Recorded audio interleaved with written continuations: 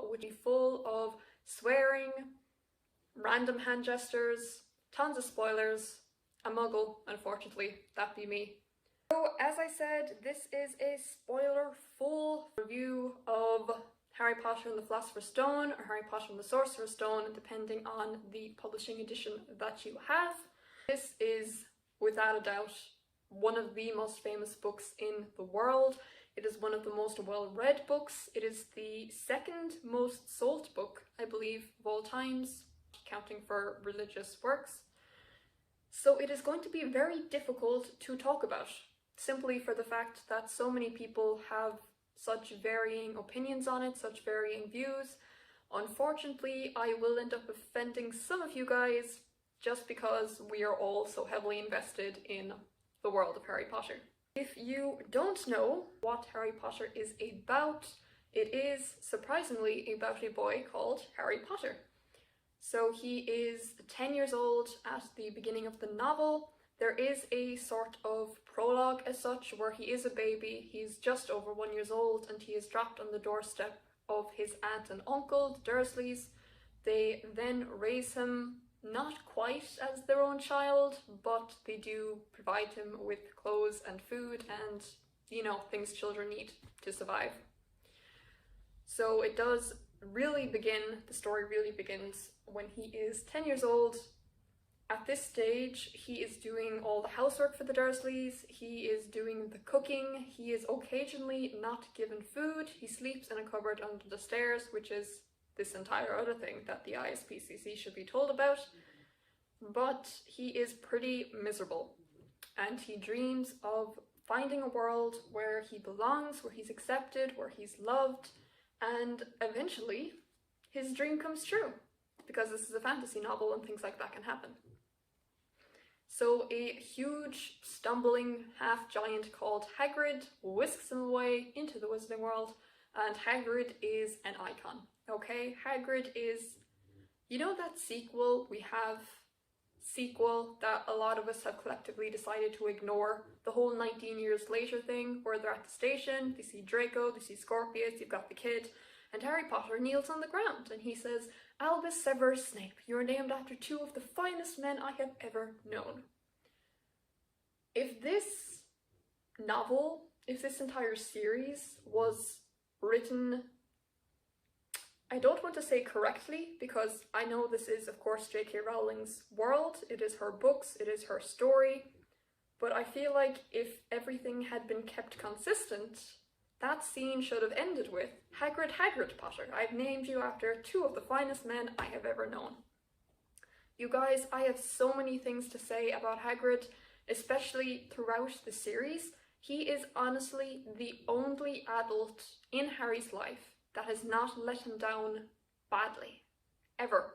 Not once. Every single other adult has done something that has either directly or indirectly caused him harm. The worst Hagrid did was sit on his birthday cake, okay? And the fact that he made Harry a birthday cake, he didn't even know the boy. He was just told, "Hey, you're picking up this 11-year-old out in the middle of nowhere. It's his birthday, just so you know." And he said, "Alright, let's bring him a cake." I have so many feels for Hagrid. He is such an unappreciated character. He's such an underappreciated character. There are so many things that we should have been told about him, so much more love that he should have been given. Hagrid is, in my opinion, the best father figure that Harry Potter has throughout the entire series. Ramble about that aside, back to Harry Potter's 11th birthday. They're out on the rock, the Dursleys are freaking out. He does spend the night on the ground in front of an empty fireplace because they can't light a fire. The rock is so wet and the hut is falling apart, and Mr. Dursley's iconic "no post on Sundays" line has been said the day before, and there is a thundering knock on the door and Hagrid arrives. Honestly, it is a pretty awesome inciting incident, if you want to use the technical words for it. That is really where the story properly begins, when Hagrid does collect Harry, tells him he's a wizard. Hagrid very iconically gives Dudley a pig's tail. Good for him. He gives Harry the birthday cake, he gives him a present later on. It is incredible, and it also brings me to my definitely top 3 favourite moments in this novel. And you guys, this is such a tiny specific moment. I'm not sure if even half of you will remember it, let alone feel the same. However, after Hagrid collects Harry, they go out onto the rock. Harry asks, "How did you get here?" Hagrid said he flew. He explains wizards can fly, it's a thing they do. And then Hagrid says, "Yeah, but we'll go back in this, not supposed to use magic now that I've got you." They settle down into the boat, Harry's still staring at Hagrid, trying to imagine him flying. They take the only boat on that rock of island in the middle of the ocean. I need you guys to think about this. They take the only boat.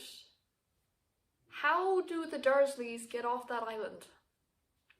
How long were they trapped on that ragged rock with the hut? No magic, clearly, very un-Dursley-like. And Hagrid has just taken their only boat, and now they are trapped there. For however long it takes. They never explain why, they never explain how they got off the island. Harry just goes to London, goes to Diagon Alley, gets the train back, and then we flash forward to September 1st. Hagrid stole their boat.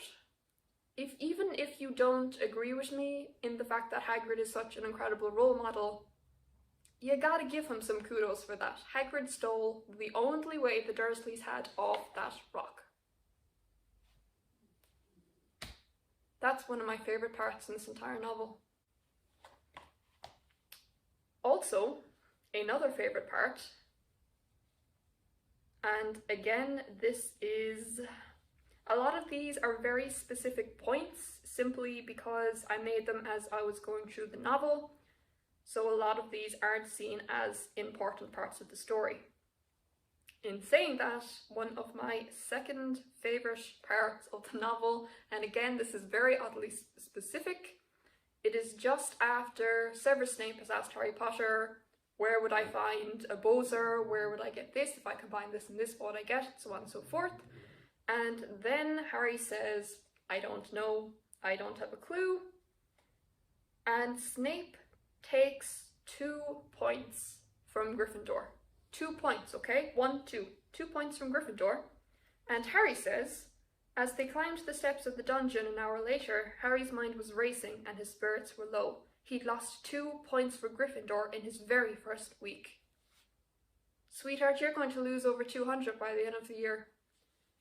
Every time I read that, I just start laughing. The fact that he was so upset he had lost 2 points. 2 points was the least amount of points that he has ever lost throughout the entire series. He should be proud that he lost 2 points. That was the best that he ever did. And he's just freaking out, saying, "Oh my gosh, we lost 2 points from Gryffindor in your very first week. Oh, you were so young and naive." Which is funny, but also really sad when you consider what later on happened to him. However, on a brighter note, third favourite part of the novel, again, fairly oddly specific, and that is when it is Christmas. They wake up on Christmas morning, Harry's there, still in Hogwarts, Ron is still in Hogwarts, and they wake up, and Harry opens his eyes, and he puts on his glasses, and he looks down, and at the base of his bed, he has presents. And he has never gotten a present before, and Ron doesn't know this, none of them seem to know this. And he says, "Will you look at this? I've got some presents." And Ron says, "Well, what did you expect? Turnips?" And for such... Okay, to begin with, Ron has no tact whatsoever. Also, the fact that he comes from a poor family, he should, if not be able to relate to, he should be able to understand where Harry is coming from. But he doesn't. He doesn't realise how bad life at the Dursleys was at this point, and Harry is just so surprised and so happy and so excited, and it is honestly the cutest thing ever, just seeing him freak out, unwrapping all of these presents. Again, he gets a present from Hagrid, Father of the Year award. The Dursleys sent him a 50p piece. I would have thought it would cost them more to send that letter than the 50p itself, However, point is, it is a pretty bittersweet moment because it is sad he's never gotten presents before, but also seeing how happy he is absolutely adorable. So those are my top 3 favourite parts that I went off in a rant in. I did warn you, you cannot say anything against it because I very much did warn you this would be full of ranting. Now we move on to maybe not such a good topic for some of you. Please feel free to skip this part. If I have to put a summary, it is Dumbledore bashing. I do not hate Dumbledore. I do not love Dumbledore. I do not hate him. I understand why he did. I understand his reasons behind it. I personally do not feel they were justified. So, there are a lot of things that Dumbledore did in this novel especially that were very not good. You could, I don't want to say that he was grooming Harry into being the savior, but that was exactly what he was doing. There are so many inconsistencies, so many things that don't make sense. A lot of the plot holes that I will be talking about later are actually directly keyed into what Dumbledore has done. So, if you believe Dumbledore is almighty good guy, you should probably skip this part. If not, if you believe he's pretty morally grey, or if you believe he is the devil reincarnated, definitely do watch this part, because some of those plot holes I do not believe are plot holes. I believe they are Dumbledore and his machinations. To begin with, why did Dumbledore send Hagrid to pick up Harry Potter? This is Harry freaking Potter. Kudos if you get that reference. This is the savior of the wizarding world. This is literally their last hope. This is the savior, the golden boy, Gryffindor's golden boy. Super important. And he sends Hagrid. And I already told you, I love Hagrid with all my heart. He is incredibly well-meaning, but he is also a bit of a fool. And to entrust him... Actually, let's go back to the very beginning. To entrust him with the baby Harry Potter, small, tiny, squishable child with very soft head. Hagrid. Baby Hagrid does not compute. The fact that he told Hagrid, go and collect this tiny, fragile, little, tiny, squishable, tiny thing the size of your hand, and do not squish him, and bring him here to Privet Drive, where I shall abandon him on a doorstep. On the 1st of November, 31st of October they were killed. 1st of November. This is the middle of a winter night. This is nighttime, this is winter, it is cold. And Dumbledore just leaves the baby. Just drops the baby on the doorstep, turns around, goes, oh, hang on. And I'm like, oh, okay, he's got a brain. Pulls out a letter, places it on the baby, and leaves. There are a lot of other things that Dumbledore does that makes him super suspicious to me.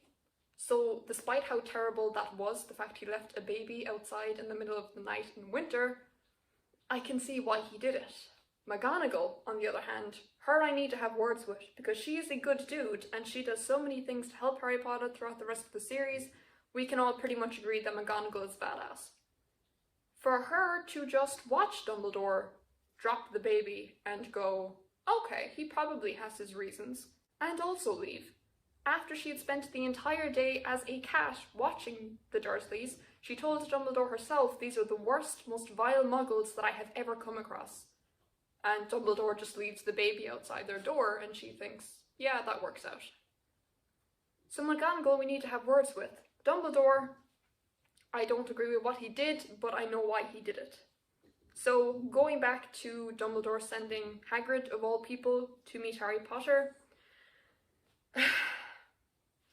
I mean, the reason that is given, and this is not much of a reason, if we're being honest, this is a very, very fickle, superficial reason, is that Hagrid also has to collect the Philosopher's Stone from the vault. Again, why is Dumbledore trusting Hagrid, who is clumsy to, like, the highest level, with this tiny little stone that Voldemort will later murder people to get. Unless, and this is where the Dumbledore bashing bit comes in, unless it was all part of his plan, it was all part of his scheme, the general plot being he wants to make Harry curious enough and build him up and point him in the right direction of going after the Philosopher's Stone himself. Personally, I think all of these things were just Dumbledore trying to test if this 11-year-old boy can go up against Voldemort. Wind him up and watch him go. It is 100% not something I understand why he did it. It's not something I agree with. It does not remotely justify how and why he did it. I do understand where he was coming from, but in saying that, throughout this novel, one of the key things that is said about Dumbledore is that he is the only person that Voldemort was scared of. Some people even say Dumbledore was more powerful than Voldemort, even at the height of Voldemort's power.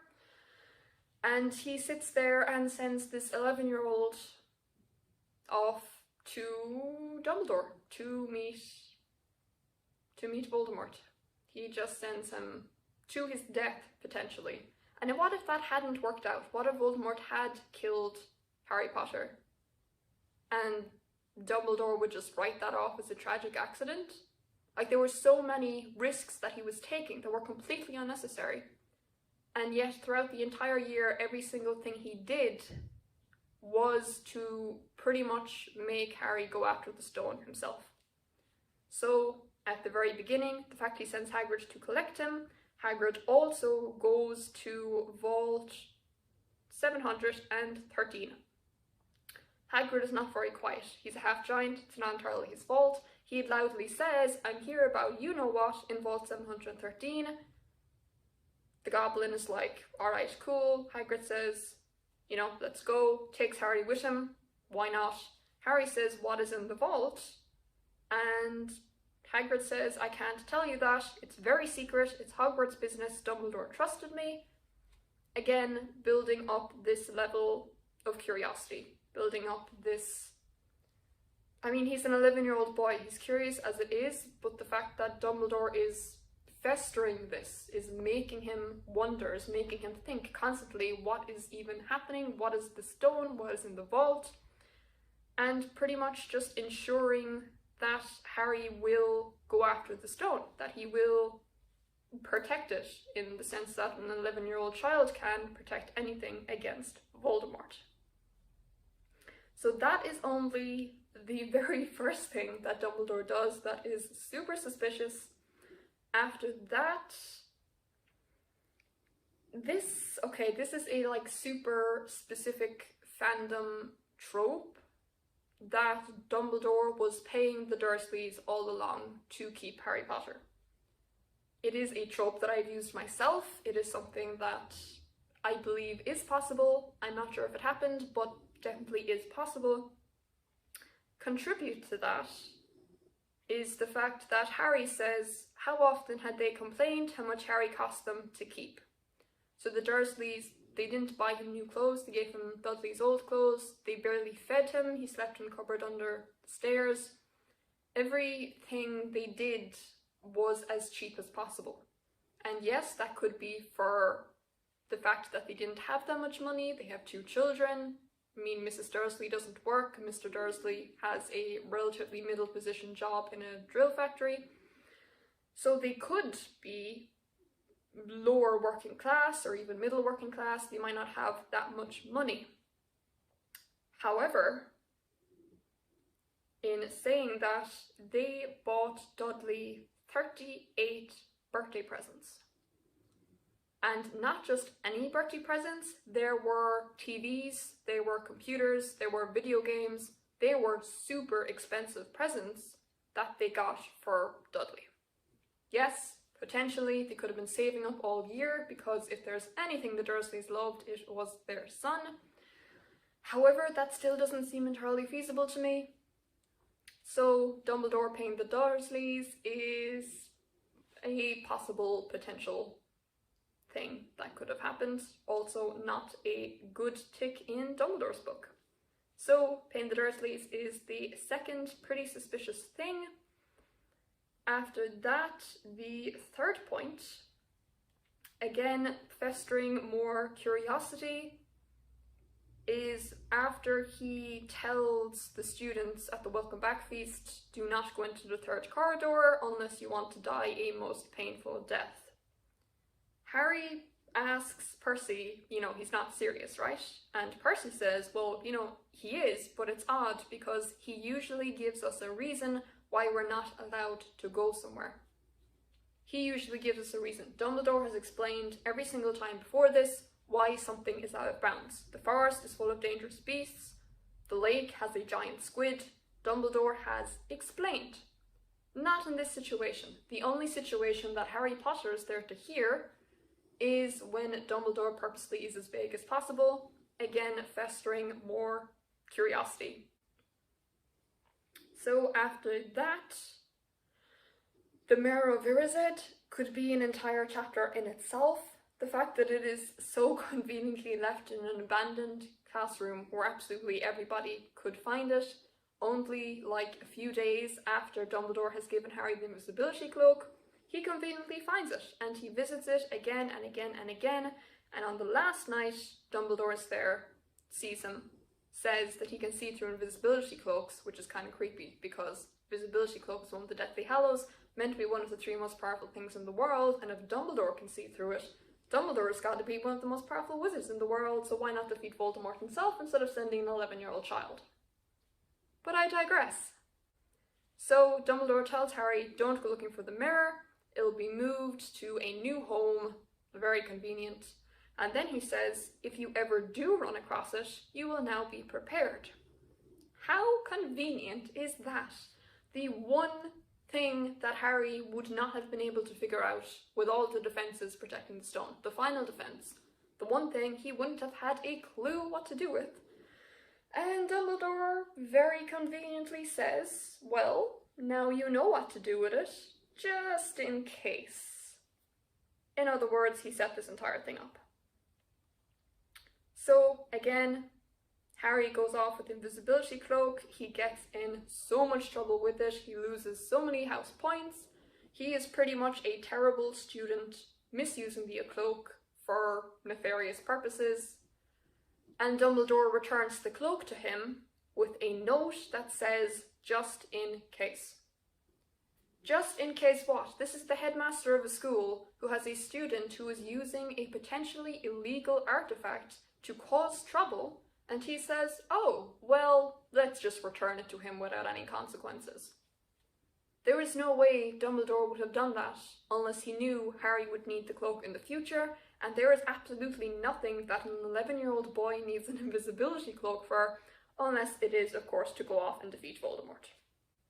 Again, super convenient, super specific, super Dumbledore being super suspicious. So again, just after that, they decide to go through the trapdoor, Hermione, Ron and Harry, and they have the invisibility cloak. Harry says, whoa, really lucky I got it back. Again, super convenient. It is very lucky you got it back, Harry. It was not luck, it was Dumbledore's scheming. After that, we have a pretty odd, specific point that I feel like not enough people talk about. At the end, when everything is over and Harry is in the hospital wing and Dumbledore comes and visits him, Dumbledore pretty much admits to him everything that he is keeping a secret. But he does it in such a roundabout way, and because this is the first book, you don't pay any notice to it. You don't actually think about it, and by the time you get to the 7th book, you've completely forgotten about this tiny little conversation. So let me remind you, this is the whole thing about the prophecy and, everything that came with that, the fact that Dumbledore kept it a secret for so long, the fact that his timing is so convenient. I mean, he says himself, I arrived just in time to pull Quirrell off of you. Which also, just a side note, that is a major plot hole. The fact that Quirrell couldn't touch Harry's skin because of his mother's love, or some such. The fact that he couldn't touch him without causing, like, agonizing pain. And yet when Harry first met Quirrell, back with Hagrid, before they went into Diagon Alley from the Leaky Cauldron, Quirrell shook his hand. No pain whatsoever. Plot hole. Anyway, going back to Dumbledore, he says he arrived just in time to pull Quirrell off you. Again, very, very convenient. Then Harry says, "Oh, but what about your friend Nicholas Flamel?" And Dumbledore says, "Oh, you know about Nicholas," said Dumbledore, sounding quite delighted. "You did do the thing properly, didn't you?" In other words, congratulations, you are such a fantastic child. You are curious. I am praising you for your curiosity and putting your life in danger because Dumbledore wanted him to. So that, again, not so good. They continue talking. One of the things that Harry asks him is, why would Voldemort want to kill him in the first place? Dumbledore says, "You will know one day." Seriously, he literally has the perfect opening to tell Harry, by the way, there's this prophecy about you that will result in your death. The whole, "oh, I'll tell you when you're ready" thing behind it. You're never going to be ready to hear about a prophecy about your death. You and the greatest dark wizard that ever lived. And Harry straight out asks, why does he want to kill me? Dumbledore says, well, I could tell him about the prophecy and save like 5 books worth of pain and agony, or I could just not. Guess which option he chooses. So, after that, there are so many things that Dumbledore says to cultivate the way that Harry sees other people, which again brings me back to this whole grooming him to be the perfect savior. I mean, he says that James Potter and Severus Snape did not get along in school, and then he says, your father did something Snape could never forgive. Harry asks what? Dumbledore says he saved his life. He did. James Potter did save Snape's life, very conveniently right after he put it in danger to begin with. James Potter didn't go out of his way to save Snape's life. James Potter sent Snape towards a werewolf, then realised, oh fuck, I might be expelled if I get found out, and said, oh, I suppose I better save him then. No, none of that. Dumbledore doesn't explain this. Dumbledore says, oh, your father was such an incredible guy, he saved Snape's life. Snape is so evil like all the rest of the Slytherins because he took that badly. Why? Why? And then he continues saying, I do believe that Snape worked so hard to protect you this year because he felt it would make him and your father even. Then he'd go back to hating your father's memory in peace. Dumbledore tells Harry that they're even now, that Snape and Harry, there's no more antagonism between them. Snape has worked out all his frustration by saving Harry's life. So in theory, Snape should be kind to Harry from now on. Or if not kind, he should at least not be so obviously against him. He should not despise him as much. He doesn't. Now, Snape has no reason to continue disliking Harry unless someone told him to continue disliking Harry. And who does Snape work for? Dumbledore. So, again, another pretty huge symbol, pretty huge sign that Dumbledore is not the super good leader of the light that everyone wants us to believe he is. He then goes on saying how the mirror worked. That was one of my more brilliant ideas between you and me. That's saying something. Just arrogance straight off the bat. I mean, Ron calls him his hero. Dumbledore met Ron and Hermione in the entrance hall after Hermione went back to pick up Ron from the chessboard and they went up to warn Dumbledore that Harry was after going after Voldemort. Hermione explains, we met him in the entrance hall, he already knew. He just said, Harry's gone after him, hasn't he? And hurtled off to the 3rd floor. As if Dumbledore hadn't spent the entire year ensuring that Harry would go after Voldemort, even if he didn't know it was Voldemort that he was going after. Hermione flat out says he already knew. Of course Dumbledore already knew. The fact that Dumbledore went to London and left before he got Hermione's letter because he could sense something was wrong. He knew full well what he was doing. He conveniently arrives back just at the exact moment he needs to. You guys, there are so many terrible things that Dumbledore has done that I feel like people don't talk about enough. Dumbledore seems to be very split into people who love him and hail him as a hero and people who hate him. There doesn't seem to be enough morally grey areas. I mean, there's just so many things that I feel this fandom doesn't talk about enough, and Dumbledore being super suspicious is definitely one of them. I mean, even when Harry visits Dumbledore after everything that has happened and Dumbledore explains, okay, I pretty much did set you up, Harry, of course, he's not in Ravenclaw for a reason, you guys. He doesn't put two and two together. He goes and visits Hagrid before they leave for the train, and Harry pretty much asks him, look, you accidentally told me all these things that did eventually lead to me meeting Voldemort, like, you're not in trouble for that. And Hagrid says, no, Dumbledore gave me the day off yesterday. Dumbledore literally praised him for indirectly sending this 11-year-old to his potential death. Dumbledore knew that Hagrid would not be able to keep a secret because Hagrid has never been able to keep a secret. Dumbledore obviously knows this, and he manipulated pretty much everyone around him for an entire year just so he could see if Harry could stand up against Voldemort. I feel like we have spent a long time discussing the not-so-good merits of Dumbledore, so I will move on to the next section. Don't worry, I won't spend the entire time ranting about him. The next section is plot holes. There are a few. As I said before, one or two of them could be explained by Dumbledore being not such a good guy. Some of them, however, they have an entirely huge, ginormous pit that needs to be filled with explanations. So I previously mentioned the fact that Hagrid was sent to collect Harry. That is a pretty big problem. Dumbledore is listed as Harry's magical guardian. It is up to the magical guardian to introduce the wizard into the wizarding world. Dumbledore didn't do that. Super suspicious. Also a major plot hole. So, on top of that, we have the Weasleys on platform 9 3/4. I still don't know to this day why this ancient and powerful pure-blooded family took the Muggle way to King's Cross Station. Like, they have no reason. There is not a single logical reason why pure-blooded wizards who have never stepped foot in the Muggle world would use the Muggle way to get into the station, very conveniently at the exact same time that Harry is looking for a way to get into the station.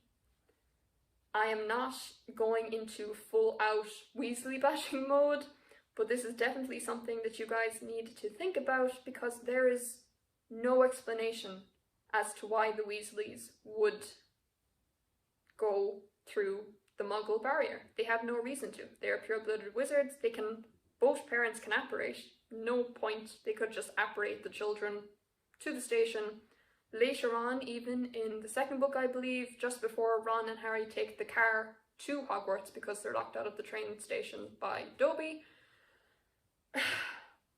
Ron says himself that his parents won't need the car because his parents can both apparate. There is no reason. There is not a single logical explanation as to why the Weasleys took the Muggle way to get to the station, unless it was specifically to be introduced to Harry. Again, who would tell them where he was? I'm going to go with Dumbledore. So in addition to that, perhaps the most suspicious thing about them being at the station was the fact that Molly Weasley says very, very loudly, she practically shouts, "Now, what's the platform number?" Molly Weasley has a lot of children. A lot of those children have already been to Hogwarts. A lot of those children are currently in Hogwarts. How on earth would she forget the platform number? She went to Hogwarts herself. All her friends went to Hogwarts, her husband went to Hogwarts, everyone in the world that she knows went to Hogwarts. There is no possible way that she could forget the platform number, considering the platform number has never changed. But she announces very loudly, just as they pass by Harry, "Now, what's the platform number?" Again, Weasley bashing if you like, Major plot hole if you don't. In addition to that, when they do get on the train, Harry finds an empty carriage immediately, sits down. A few minutes later, Ron comes on, opens the door, and he says, "Do you mind if I join you? Everywhere else is full." Hogwarts has a lot of students. That is true. However, this is a train. It is a magical train, and yet they run out of space for all the students. It shouldn't be possible for the train to not have enough space to hold all these students. The fact that Harry found an empty carriage immediately, and yet Ron gets on and says, "Oh, everywhere else is full. Do you mind if we sit here instead?" Again, if you are all for the Weasleys, major plot hole, Weasley bashing, pretty suspicious.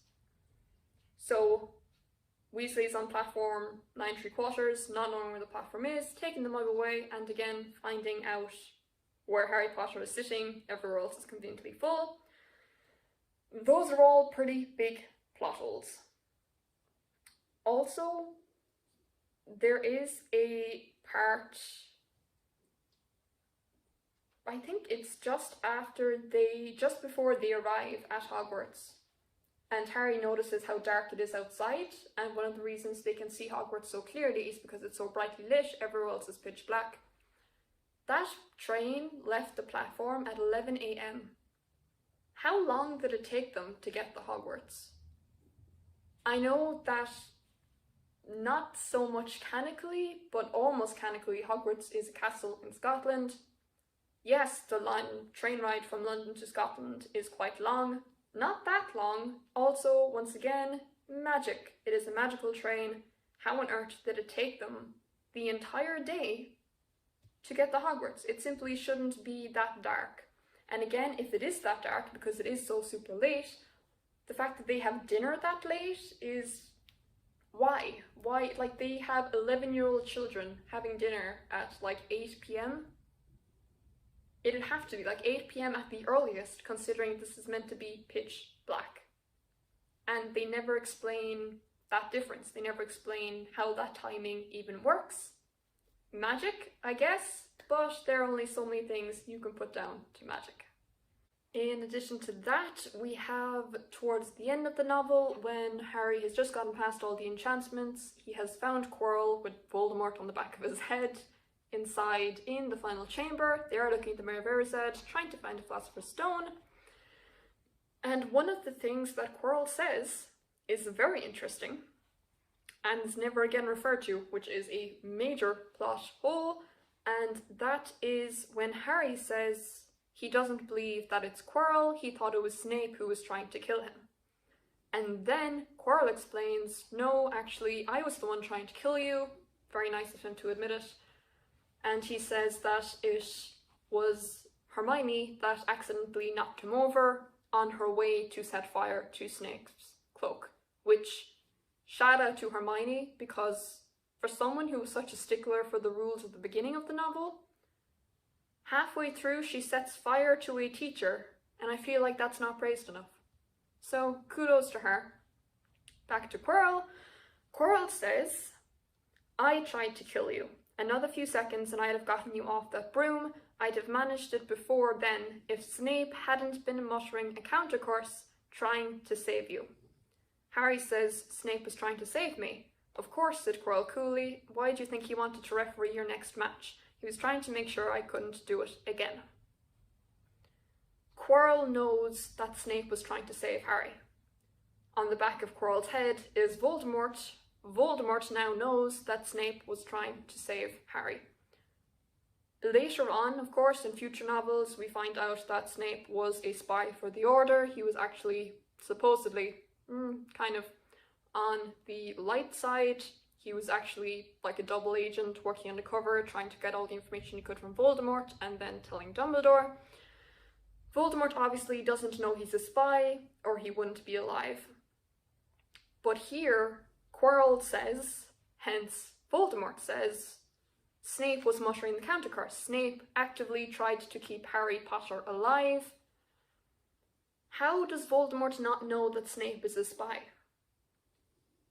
The one thing that Voldemort wants is to kill Harry Potter. He is about to do so, and Snape stops him. And this is never mentioned again. Voldemort never questions Snape's loyalty. He never asks him, hey, why did you save that kid I was trying to kill? Like, yes, Snape asked Voldemort to save Lily's life before he went to the Potters that night. He didn't say a damn thing about Harry. Snape couldn't give a single damn about Harry. He just wanted to save Lily. Voldemort knows that he doesn't care about this boy. And yet he still saved his life. So that alone, I mean, even if Voldemort doesn't suspect the fact he was a spy, that alone should make him question, are you suddenly fond of this kid? Like, do you suddenly like this kid now? He doesn't. He never does. It's never referred to again. Voldemort never suspects Snape for anything, despite knowing that he worked directly against him.